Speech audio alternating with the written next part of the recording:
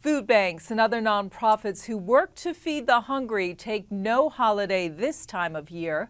Food insecurity is widespread in New Jersey, but the state is now making an additional investment in one program that is helping provide meals to the needy, allocating another $5 million to the Sustain and Serve program. Launched during the COVID-19 pandemic, Sustain and Serve provides nonprofits with grants to buy meals from restaurants and distribute them at no cost to those who are hungry. This new round of funding from the New Jersey Economic Development Authority will also give restaurants some much-needed business. Ted Goldberg traveled to Toms River to learn how Sustain and Serve is making a difference in communities. The first thing that really went through my mind was, thank God that happened. James Smith was overjoyed when he heard that Sustain and Serve was receiving an extra $5 million in state funds. Smith owns a deli in Seaside Heights and a catering service based out of the American Legion post in Toms River. Sustain and Serve started early last year when Smith's business was in a tight spot. We were trying to think outside the box. We were trying to come up with ways to keep the lights on, pay the taxes, pay our employees, and we were quickly running out of options. New Jersey's Economic Development Authority provided one with Sustain and Serve. It was tremendously huge. What started as a $2 million pilot program has now become a $57 million helping hand for restaurants and people struggling with food insecurity. It was the right answer at the right time, for sure. A lot of my employees have small children, and they rely on this work. So telling them, hey, just go home and quit wasn't the answer. Losing them wasn't the answer.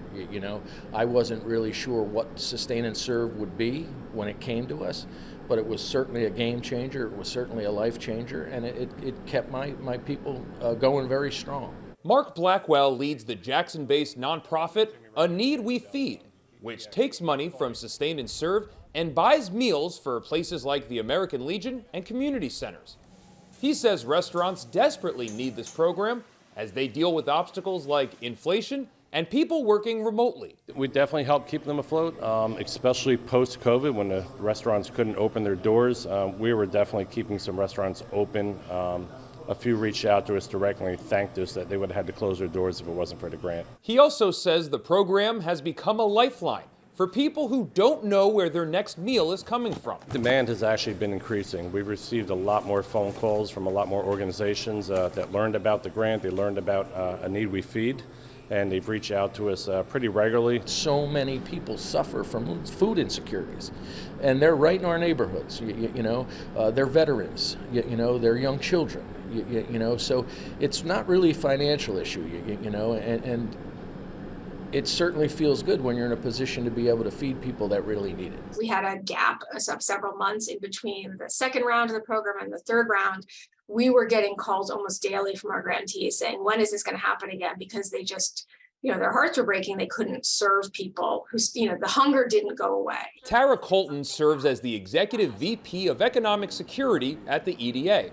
I asked her if the state was planning on spending more money for Sustain and Serve in the future. My strong hope and optimism is that there will be additional funding. I think we've proven that this works and this has an impact, and also that it works statewide. We have restaurants, almost 500 restaurants in all 21 counties. This is having an impact in rural, school districts and urban community centers and seniors who are homebound. Colton says that impact has been huge. We went to one of the food pantries that distributes meals, and they told us that of the people who were coming to get the meals, 75% of them, this was the only meal they were going to have that day.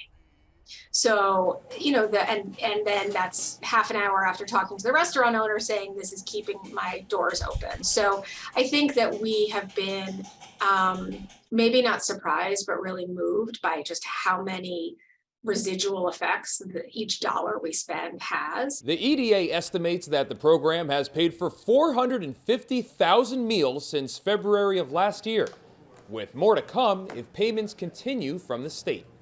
In Toms River, I'm Ted Goldberg, NJ Spotlight News.